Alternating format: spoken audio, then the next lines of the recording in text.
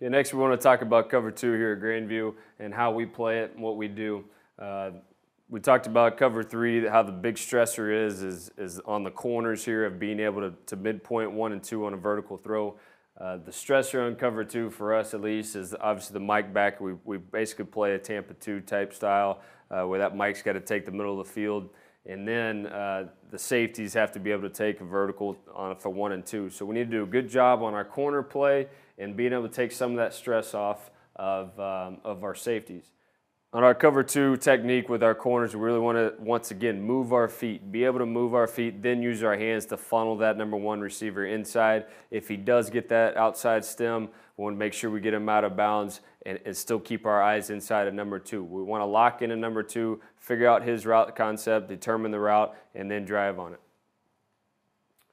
For our strong safety, or our stud, we call him, all he's going to be is 5 yards in between 2 and 3, or he's going to be number 2 in the end man of the line of scrimmage. He's got the hook on the hash, whatever side that he's on there.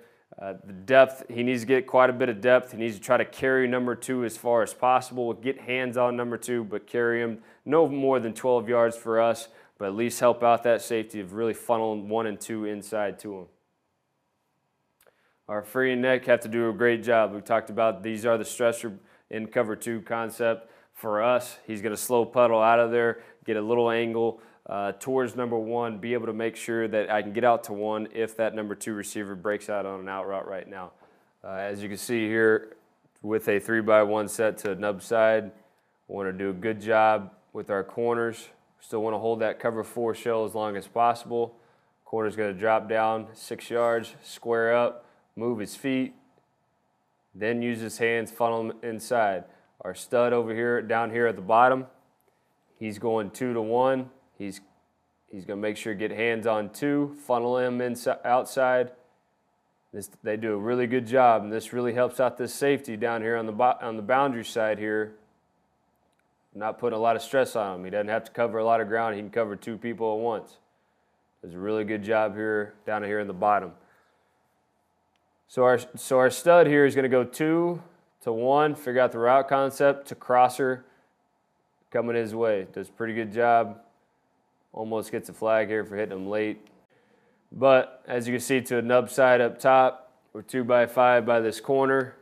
We're just looking for any kind of crosser right now, anything coming his way to a back coming out of the backfield. Pretty good play. Okay, 20 personnel here. On cover 2, we're going to hold the shell as long as possible. Our corner down here does a pretty good job holding it pretty good. I'd like to see him stay square, move his feet, then get his hands on. Doesn't do a great job of that, but now he's going to midpoint in between 1 and 2. Pretty good job.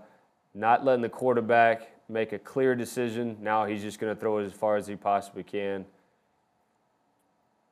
Our safety's in a cover 2, deep half. He better knock this down anyways or go pick this. The corner down here does a pretty good job. Corner up top, he needs to keep staying square and needs to get him out of bounds.